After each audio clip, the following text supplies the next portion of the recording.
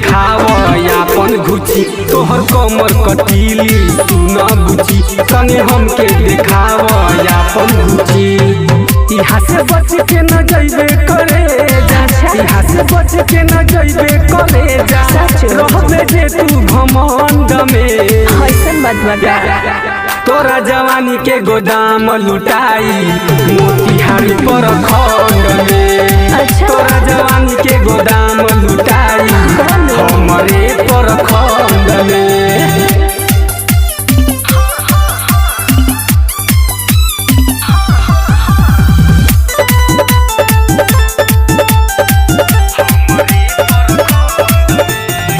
मधुबन में तू मार करवैबे, पकड़ी में जाके तू घघरी उठैबे, आके तुलाही में तबाही मचैबे, निर्यासी में फांसी लगवैबे। यही से कहतानी धोले हमर हाथ। मधुबन में तू मार करवैबे, पकड़ी में जाके तू घघरी उठैबे, आके तुलाही में तबाही मचैबे, निर्यासी में फांसी लगवैबे।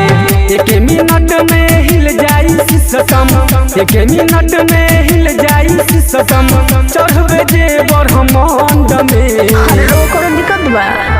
तोरा जवानी के गोदाम लुटाई मोतिहारी पर खंड में। तोरा जवानी के गोदाम लुटाई हमरे पर खंड में।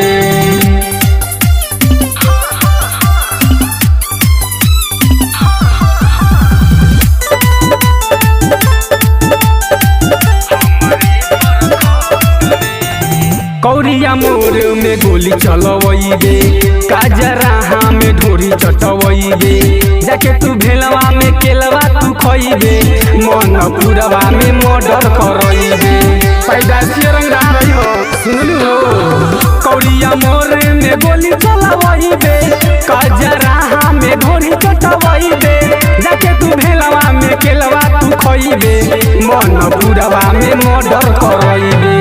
प्रभाकर परदेसी तोहके लगा दी, प्रभाकर परदेसी तोहके लगा दी, लहंगा भीतर खंड खंड में। ऐसन बात बता। तोरा जवानी के गोदाम लुटाई मोतिहारी पर खंड में। तोरा जवानी के गोदाम लुटाई हमरे पर खंड में। अच्छा। रिकॉर्डिंग स्टूडियो ढाका।